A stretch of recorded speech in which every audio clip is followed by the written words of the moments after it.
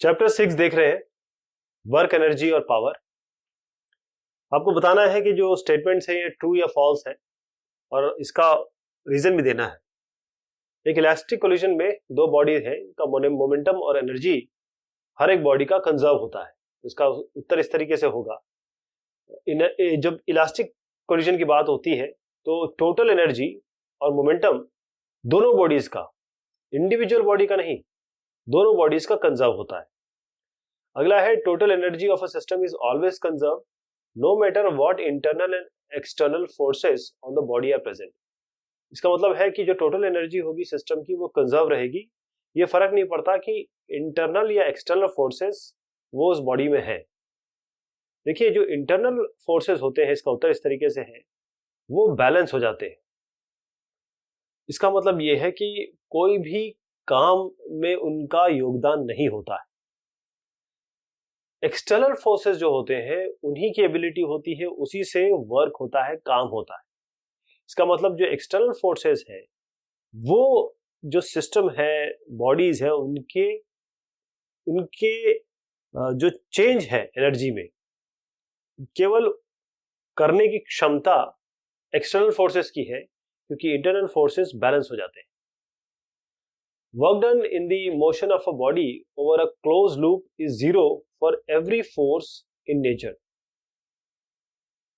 देखिएगा, इसकी बात हो रही है कि अगर मोशन ऑफ द बॉडी अगर इस तरीके से है, क्लोज लूप में है, तो वर्क डन जीरो है, ये कहा गया है इसमें। तो ये केवल और केवल कंजर्वेटिव फोर्सेस के लिए है, यानी कि जो काम हो रहा है, वर्क डन हो रहा है, एक मोशन है बॉडी की, और उस तरीके से है कि इस तरीके से क्लोज लूप बन रहा है, वो जीरो तभी होगा जब आप कंजर्वेटिव फोर्स की बात कर रहे हैं और किसी फोर्स की नहीं।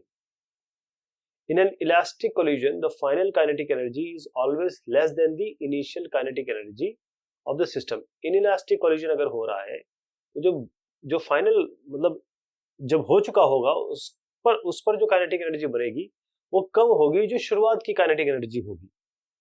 तो जब हम इन इलास्टिक कोलिजन की बात करते हैं तो जो फाइनल काइनेटिक एनर्जी है, यानी कि काइनेटिक एनर्जी F की बात करें, ये कम होती है किससे? इनिशियल काइनेटिक एनर्जी से। ये बिल्कुल सत्य है। क्यों?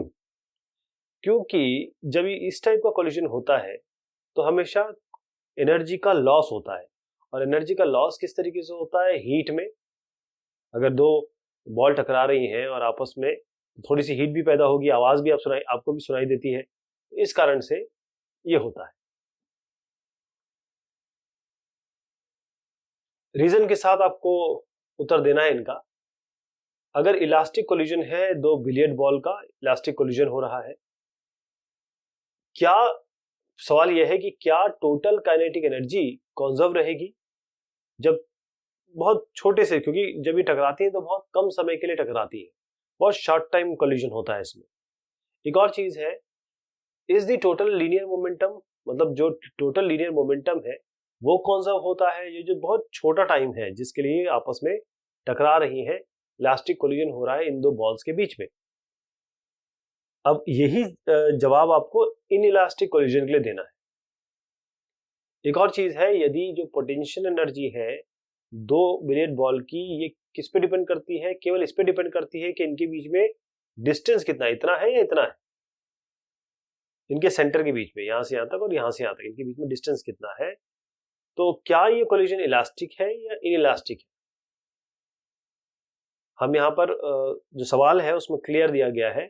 यहाँ पर बात पोटेंशियल एनर्जी, जो कोलिजन के समय जो फोर्स पैदा कर रहा है, या यहाँ पर ग्रेविटेशन पोटेंशियल एनर्जी की बात नहीं हो रही है। तो पहली चीज तो इसके बारे में बात करते हैं, इसका उत्तर है नहीं। जब एक इलास्टिक कोलिजन होता है तो जो टोटल इनिशियल काइनेटिक एनर्जी है, अगर मैं इसकी बात करूं, टोटल इनिशियल काइनेटिक एनर्जी जो बॉल्स की होती है और बराबर होती है टोटल फाइनल काइनेटिक एनर्जी। अगर मैं इसको टोटल KEF कर दूं, इस तरीके से होगा। ये जो काइनेटिक एनर्जी है ये कंजर्व कब नहीं होगी? ये कंजर्व नहीं होगी जब दो बॉल आपस में कांटेक्ट में होंगे। ध्यान रखिएगा, ये कब नहीं कंजर्व होगी? जब आपस में कांटेक्ट में होंगे। बल्कि जब ये कोलिजन हो रहा होगा तो जो काइनेटिक एनर्जी है इन बॉल्स की वो किस में कन्वर्ट हो जाएगी, उस समय वो पोटेंशियल एनर्जी में कन्वर्ट हो जाएगी, क्योंकि उस समय के लिए ये टकरा रहे होंगे, एक मोमेंटरी रेस्ट में होंगे, तो पोटेंशियल एनर्जी में कन्वर्ट हो जाएगी। अगला जो पूछा गया था वो ये था कि क्या टोटल लीनियर मोमेंटम कंजर्व होगा इस छोटे से अंतराल जिसमें वो टकरा रहे हैं, तो उत्तर है यस। एक इलास्टिक कोलिजन में जो टोटल लीनियर मोमेंटम है सिस्टम का वो हमेशा कंजर्व होता है, हमेशा इनिशियल और फाइनल बराबर होते हैं।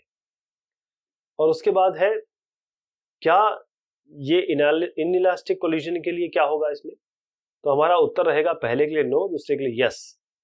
पहला का नो क्यों, जब इनइलास्टिक कोलिजन हो रहा है तो यहां कहीं ना कहीं काइनेटिक एनर्जी का लॉस होगा, कहीं ना कहीं होगा, यानी कि जो टोटल काइनेटिक एनर्जी है बिलियर्ड्स की कोलिजन के पहले, टकराने के पहले, वो हमेशा ज्यादा होगी कोलिजन के बाद के बनिस्बत या उसके रिस्पेक्ट में। और क्यों हम इसको यस बोल रहे हैं, अगर ये इनइलास्टिक है तो जो टोटल लीनियर मोमेंटम है सिस्टम ऑफ बिलियर्ड बॉल का वो कंजर्व रहेगा यदि ये इनइलास्टिक कोलिजन है तब भी। ये सभी समय के लिए ट्रू है, टोटल लीनियर मोमेंटम तो कंजर्व रहता ही है। अब एक और चीज पूछी गई थी यहाँ पर, यदि पोटेंशियल एनर्जी दो बिलियर्ड बॉल की वो केवल सेपरेशन पे डिपेंड करती है उनके सेंटर के बीच में, तो क्या ये कोलिजन इलास्टिक है या इनइलास्टिक है, इसका उत्तर है इलास्टिक है। दिस इज, इसका उत्तर होगा इलास्टिक। ये जो हमको केस दिया गया है दो बॉल टकराने का, तो जो फोर्स इसमें इन्वॉल्व है वो कंजर्वेटिव फोर्स है, कंजर्वेशन है इसमें, और इसीलिए ये केवल सेपरेशन पे डिपेंड करते हैं, जो बॉल्स का आपस में सेंटर से जो डिस्टेंस है उस पर डिपेंड करते हैं। इसका मतलब कोलिजन क्या है, इलास्टिक, इसीलिए इसका उत्तर इलास्टिक हो जाएगा। एक बॉडी रेस्ट पे है, ये एक डिमेंशन मोशन की तरफ बढ़ती है और उसका कांस्टेंट एक्सेलरेशन है। The power delivered of it at time t is proportional to, जो पावर है वो प्रोपोर्शनल किस किस के है, एक बार इसके, एक बार इसके, एक बार इसके, तो ये चार चीजें दी हुई हैं, तो किससे किससे प्रोपोर्शनल है ये, तो उत्तर आता है ये 2। अब ये कैसे आया, ध्यान से देखिएगा, मास बॉडी का m है, एक्सेलरेशन बॉडी का a है। अब न्यूटन का हम सेकंड लॉ ले तो force equal to mass into acceleration, यानी कि फोर्स एक्सपीरियंस क्या हुआ, मास इनटू एक्सेलरेशन। देखिएगा आप मास किसी भी ऑब्जेक्ट का किसी भी जगह ले जाएं वो हमेशा कांस्टेंट रहता है, और सवाल में क्लियर दिया हुआ है कि ये कांस्टेंट एक्सेलरेशन है, इसका मतलब एक्सेलरेशन भी कांस्टेंट है, इसका मतलब जब ये दोनों कांस्टेंट है मल्टीप्लाई करेंगे तो फोर्स भी कांस्टेंट होगा। ये चीज क्लियर हो गई। अब वेलोसिटी की बात करें तो वेलोसिटी क्या होता है, या ये कहें कि एक्सेलरेशन क्या होता है, dv बाई dt।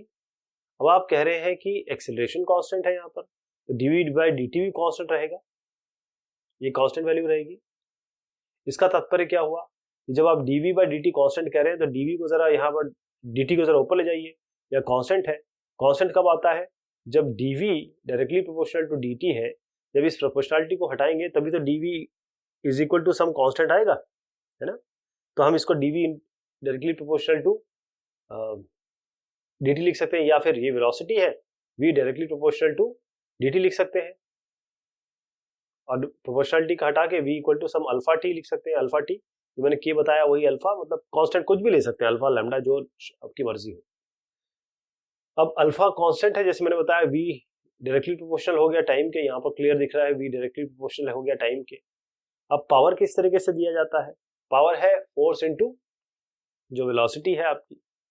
तो अब पावर देखिए, यहाँ पर फोर्स कांस्टेंट है, velocity directly proportional to t है, तो इसका मतलब ये कांस्टेंट हो गया, लेकिन ये प्रोपोर्शनल है t से, तो इसका मतलब पावर हो गया प्रोपोर्शनल t से, तो पावर यहाँ पर प्रोपोर्शनल हो गया t से, इसीलिए इसका उत्तर है जो t से प्रोपोर्शनलिटी, सेकंड पॉइंट इसका सही है, मतलब ये चीज सही है, दिस पावर डिलीवर्ड। एक बॉडी है जो यूनिडायरेक्शनली मूव कर रही है, अब यहाँ पर कांस्टेंट पावर है, जो सोर्स है कांस्टेंट पावर का, इस कारण से बॉडी जा रही है, मूव कर रही है यूनिडायरेक्शनली। अब जो डिस्प्लेसमेंट है टाइम t, अब डिस्प्लेसमेंट किसके प्रोपोर्शनल होगा, ये आपके पास कुछ ऑप्शंस दिए हैं। देखिए सबसे पहले पावर होता है f इंटू वी, ये हम सब जानते हैं। अब क्योंकि f इंटू वी, एक एक करके इसको देखा जाए, पावर है F इंटू वी, मैंने कहा power equal to F into v, okay. F की जगह हम ma लिख दें, मास इंटू एक्सीलरेशन, और इसको और थोड़ा सा करते हैं, a को हम लिखते हैं dv by dt, right, m into dv by dt, और बाहर v ले लेते हैं, राइट। जो फोर्स है इसको मैंने ma लिखा, a की जगह dv बाई dt लिखा, यानी कि ये मास वेलोसिटी है dv बाई dt।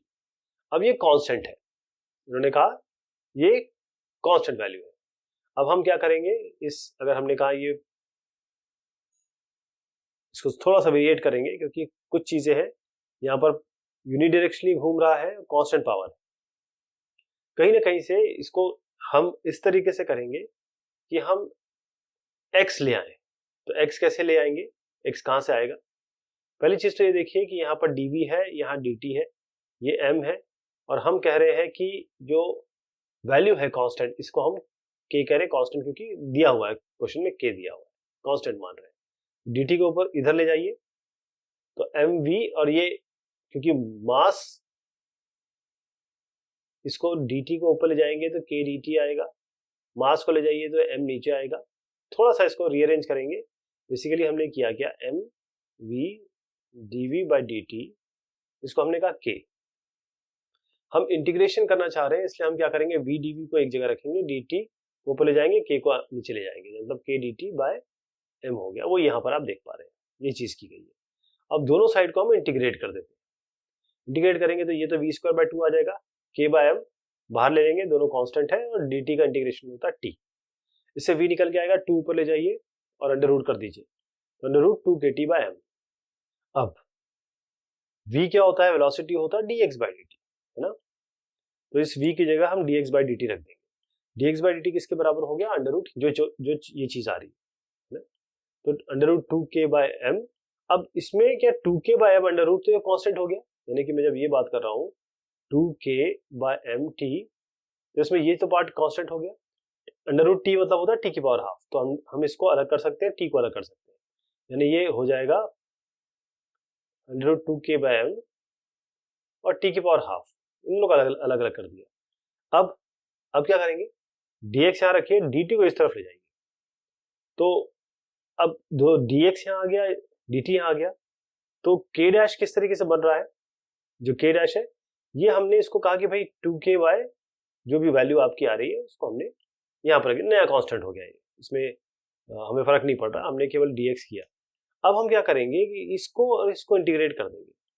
अब ये इसका इंटीग्रेशन x होगा, जो कांस्टेंट है बाहर ले आइए, और उसके बाद k डैश हमने मान लिया, k डैश कांस्टेंट है, लेकिन अब हम बात कर रहे हैं t की पावर हाफ, जो यहाँ पर लिया था इसके इंटीग्रेशन की बात कर रहे हैं, तो ये क्या होगा, t की पावर, ये जो t की पावर हाफ है ये है हाफ, ओके, हाफ इसमें डिवाइड होता है इंटीग्रेशन में, t की पावर 1/2 प्लस 1 बाय 1/2 प्लस 1, इस तरीके से इंटीग्रेशन होता है।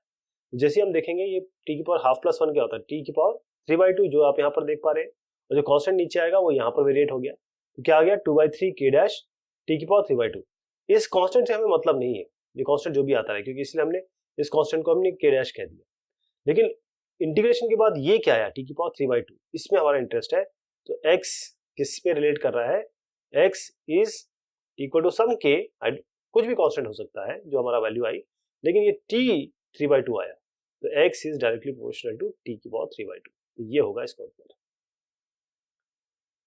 एक बॉडी है, कंस्ट्रेंड है कि वो मूव करे z एक्सिस, एक coordinate system x y z, z direction में मूव करे। अब इसमें फोर्स जो लग रहा है वो है F माइनस आई, x डायरेक्शन में -1, इसका मतलब कंपोनेंट हो जाएगा y में 2 और z में आपका 3, इतना न्यूटन का फोर्स है। आई जे के यहाँ पर जो है यूनिट वेक्टर्स हैं x y z के अलावा। कितना वर्क डन होगा इस फोर्स द्वारा, जो बॉडी मूव कर रही है, डिस्टेंस 4 मीटर दिया है और z एक्सिस के अलावा, तो इसके निकालने के लिए सबसे पहले हमारे पास फोर्स ये है, डिस्प्लेसमेंट उन्होंने कहा है 4 मीटर अलोंग z एक्सिस, यानी 4 मीटर अलोंग z एक्सिस, मतलब आप k वेक्टर लेंगे, ये z एक्सिस मतलब ये x y z।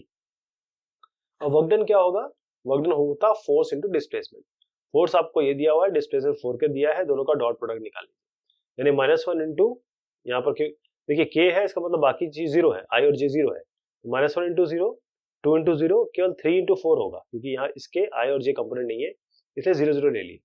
3 इंटू 4 आएगा केवल आपका, और कोई नहीं आएगा। यहाँ पर 3 इंटू 4 आपने किया तो 12 जूल आ गया। जो 12 जूल है, यही वर्क डन है फोर्स द्वारा इस बॉडी पे। इलेक्ट्रॉन है और प्रोटॉन है, ये डिटेक्ट किए गए। एक कॉस्मिक रे एक्सपेरिमेंट हो रहा है। पहला kinetic energy 10 keV, kilo electron volt, और दूसरा जो है 100 किलो इलेक्ट्रॉन वोल्ट। अब आपको बताना है व्हाट इज फास्टर, कौन सा फास्ट है, इलेक्ट्रॉन या प्रोटॉन। इलेक्ट्रॉन फास्टर है या प्रोटॉन फास्टर है। आपको इनका रेशियो भी लेना है स्पीड्स का, और कुछ चीजें इसमें दी हुई है। इलेक्ट्रॉन का मास दिया है, प्रोटॉन का मास दिया हुआ है, और ये भी बताया गया है कि एक इलेक्ट्रॉन वोल्ट की वैल्यू क्या है। तो सबसे पहले उत्तर इसका देख लीजिए। इलेक्ट्रॉन फास्टर होगा और रेशियो जो स्पीड है वो 13.54/1 या 1:1। कहां से आया ये, एक एक करके चलते हैं। मास ऑफ इलेक्ट्रॉन आपको प्रदान किया गया है, दिया गया है, तो हम इसको लिख लेंगे। मास ऑफ प्रोटॉन भी आपको दिया गया है, इसको भी हम लिख लेंगे। अब काइनेटिक एनर्जी इलेक्ट्रॉन की क्या दी गई है, 10 किलो इलेक्ट्रॉन वोल्ट। किलो की जगह 10 की घात 3, मतलब 10 इंटू 10⁻³ इलेक्ट्रॉन वोल्ट, मतलब जो k है उसको हमने 10⁻³ लिखा, 10⁻4 हो गया। अब इलेक्ट्रॉन वोल्ट की जगह एक इलेक्ट्रॉन वोल्ट किसके बराबर है, 1.6 इंटू 10⁻⁻19। इसका मतलब जूल में इतनी वैल्यू आ गई। अब काइनेटिक एनर्जी जो प्रोटॉन की है वो क्या है, 100 किलो इलेक्ट्रॉन वोल्ट। 100 और ये k 10⁻³ यानी कि 10�5 हो गया। इलेक्ट्रॉन वोल्ट में तब्दीली करने के लिए इसको 1.6 इंटू 10⁻19 से मल्टीप्लाई करेंगे तो कुल मिला के 1.6 इंटू 10⁻14 आ गया।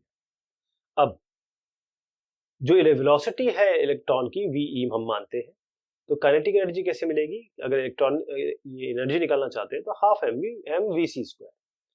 और अगर वेलोसिटी निकालना चाहते हैं तो क्या करेंगे, 2 को ऊपर ले जाइए, m को नीचे लाइए, अंडर रूट कर दीजिए। तो 2 इंटू जो एनर्जी है बाय m, एनर्जी हम अभी भी निकाल चुके, डिवाइडेड बाय m, मास इसका हमको इलेक्ट्रॉन का पता है, तो ये 5.9793 इंटू 10⁻7 आ जाएगी। यही हम काम करेंगे किसके साथ, प्रोटॉन के साथ। तो इलेक्ट्रॉन जो एनर्जी है प्रोटॉन की वो है हाफ mvp²। अब यहाँ पर vp² निकालेंगे, 2 पे ले जाइए, यहाँ m को ले जाइए यहाँ पर और अंडर रूट कर दीजिए, जो कि यहाँ किया गया है। यहाँ वैल्यू लिख दीजिए जो ekp निकाला हमने, और मास हमको दिया गया है, यानी 4.38 इंटू 10⁻6 आएगा।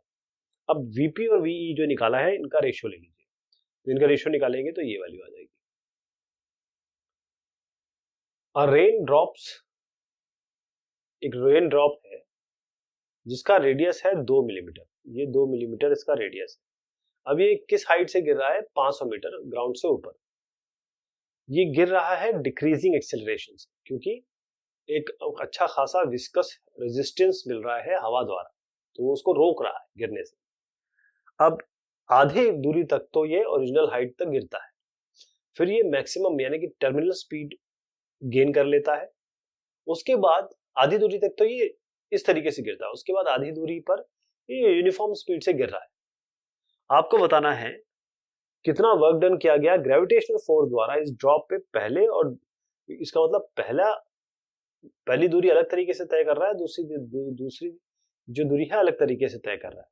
तो पहला और दूसरा हाफ जो है, जो उसकी जर्नी हो रही है वाटर ड्रॉप की, उसमें दोनों में आपको कितना ग्रेविटेशनल फोर्स, कितना एनर्जी, कितना काम कर रहा है, वर्क डन कितना है वो निकालना है। उसके बाद कितना वर्क डन हुआ इस रेजिस्टिव फोर्स द्वारा इस पूरी जर्नी में। यदि स्पीड जिस स्पीड से ये नीचे यहाँ पर गिरता है वो है 10 मीटर पर सेकेंड। तो कैसे करेंगे, सबसे पहले देखिए कि रेन आपकी ड्रॉप है बाकायदा, इसका यहाँ पर आपको 2 mm रेडियस मिला हुआ है, तो मिलीमीटर को जरा मीटर में चेंज करेंगे तो ये 2 इंटू 10⁻³ मीटर हो जाएगा। अब देखिए वॉल्यूम क्या होगा इस पूरे ड्रॉप का वॉल्यूम, क्योंकि अगर हम इसको स्फेरिकल माने तो 4/3 πr³। r आपको मिला है, यहाँ पर रख दीजिए 4/3 इंटू पाई की जगह 3.14, और ये r की जगह 2 इंटू 10⁻³ और क्यूब है तो उसकी पावर 3 ले लें, तो वॉल्यूम आ गया। अब डेंसिटी जो पानी की है ये हमें खैर पता है, 10⁻³ kg पर मीटर क्यूब होता है। मास निकालने के लिए क्या करेंगे, मास होता है डेंसिटी इंटू वॉल्यूम, यानी कि इस संख्या को इससे मल्टीप्लाई कर देंगे ये आपकी डेंसिटी आ गई। अब ग्रेविटेशनल फोर्स कितना काम कर रहा है, F इक्वल टू mg। जब नीचे की तरफ काम करता है जो फोर्स काम करेगा वो m इंटू जी। आपने देखा कि यहाँ पर हमारे पास जो वैल्यू आई, मास और ग्रेविटी, इन दोनों को हमने मल्टीप्लाई कर दिया। अब वर्क कितना हुआ, वर्क कितना किया गया ग्रेविटेशनल फोर्स द्वारा, जब पहले आधे दूरी पे काम कर रहा है तो W जो पहला इनिशियल हम बात कर रहे हैं, एक 1 और ये 2 अलग से निकालेंगे। W1 जो काम कर रहा है ये आधी दूरी, ये आधी दूरी है, तो आधी दूरी के लिए हमारे पास ये फोर्स है और डिस्टेंस इसने कितना ट्रैवल किया ये इसमें बताया गया है। भाई डिस्टेंस जो है 500 मीटर है, तो यहाँ से यहाँ तक 250 मीटर हो जाएगा, यहाँ से यहाँ तक 250 मीटर हो जाएगा, आधा आधा डिस्टेंस 250 से मल्टीप्लाई कर लेंगे हम, जो हमने वैल्यू अभी भी निकाली थी। तो ये F निकाल लिया था हमने, F को हमने 250 से मल्टीप्लाई कर दिया, यानी कि इसको 250 से मल्टीप्लाई किया, तो ये आपका 0.082 जूल आ गया। इतना काम किया गया है, द अमाउंट ऑफ वर्क ये आपका हो गया। अब this amount of work is equal to the work done by gravitational force on the drop in the second half of its journey. ये वाली ये जो काम किया गया है वही आपकी सेकंड इसमें काम किया गया है, तो 0.082 जूल। अब क्योंकि लॉ ऑफ कंजर्वेशन एनर्जी है, यदि कोई रेजिस्टिव फोर्स नहीं होता तो टोटल एनर्जी जो रेन ड्रॉप की है वो सेम रहती, यानी कि टोटल एनर्जी जो टॉप पे होगी वो क्या होगी, mgh है ना, mgh, यानी कि आपके पास मास इतना था, ग्रेविटी आपने यूज कर ली है, हाइट आपके पास इतनी आ गई 500 जो शुरुआत की है, यानी कि इस जगह पे क्या इसकी एनर्जी होनी चाहिए, ये 0.164 जूल आ गया। लेकिन ये तब की बात थी जब रेजिस्टिव फोर्स नहीं था, लेकिन अभी यहाँ रेजिस्टिव फोर्स है और जो ये गिरती है यहाँ पर इसकी जो स्पीड है वो 10 मीटर पर सेकंड दी गई है, तो टोटल एनर्जी यहाँ पर पहुंचने पर क्या आ गई, अब क्योंकि यह ग्राउंड पे जीरो हो जाएगा h, तो टोटल एनर्जी क्या होगी, केवल हाफ mv² होगी, mgh जीरो हो जाएगा, हाइट जीरो है, हाफ mv², यानी कि हाफ इंटू एम मास ले लीजिए जो हमने निकाला, और वेलोसिटी 10 दी हुई है तो 10 का स्क्वायर कर दीजिए, तो 1.675 इंटू 10⁻³ ये तब की बात थी जब कोई रेजिस्टिव फोर्स नहीं था, ये तब की बात है क्योंकि वेलोसिटी दी हुई है, ये तब की बात है जो रेजिस्टिव फोर्स है। दोनों को सब्ट्रैक्ट कर लीजिए, आपके पास -0.162 जूल आ जाएगा, यही रेजिस्टिव फोर्स है। एक मॉलिक्यूल है एक गैस कंटेनर में, वो हिट करता है एक हॉरिजॉन्टल वॉल को, उसकी स्पीड आपको दी गई है 200 मीटर पर सेकेंड और एंगल बताया गया है 30 डिग्री नॉर्मल के साथ, परपेंडिकुलर के साथ, और रिबाउंड करता है उसी स्पीड, सेम स्पीड से। क्या मोमेंटम कंजर्व हुआ इस कोलिजन में, क्या ये कोलिजन इलास्टिक है या इनइलास्टिक है, आपको ये बताना है। इसका उत्तर समझिएगा, पहली चीज तो ये है कि मोमेंटम कंजर्व हो रहा है और कोलिजन इसमें इलास्टिक है। इसका मतलब जो मोमेंटम है इस गैस मॉलिक्यूल का ये कंजर्व रहेगा यदि इलास्टिक हो या यदि इनइलास्टिक हो कोलिजन, ये ध्यान रखिएगा, चाहे कोई भी कोलिजन हो मोमेंटम हमेशा कंजर्व होता है। अब इसमें सवाल में बताया गया है कि जो गैस मॉलिक्यूल है इसकी वेलोसिटी 200 मीटर पर सेकेंड और ये एक स्टेशनरी वॉल को जो कंटेनर की है उसे टकरा रहा है और उसके बाद उसको टकरा के वो सेम स्पीड से बाहर भी जा रहा है। इसका मतलब ये है कि जो रिबाउंड वेलोसिटी है वो वॉल की वो तो जीरो है। इसका मतलब जो टोटल काइनेटिक एनर्जी है मॉलिक्यूल की ये कंजर्व हो रही है टकराने पर जो कोलिजन है, इसीलिए ये एग्जांपल है इलास्टिक कोलिजन का। तो ये एक और पार्ट हुआ इस सवाल जवाब का, अभी और भी है एक, तब देखेंगे। आपका बहुत शुक्रिया, बहुत मेहरबानी।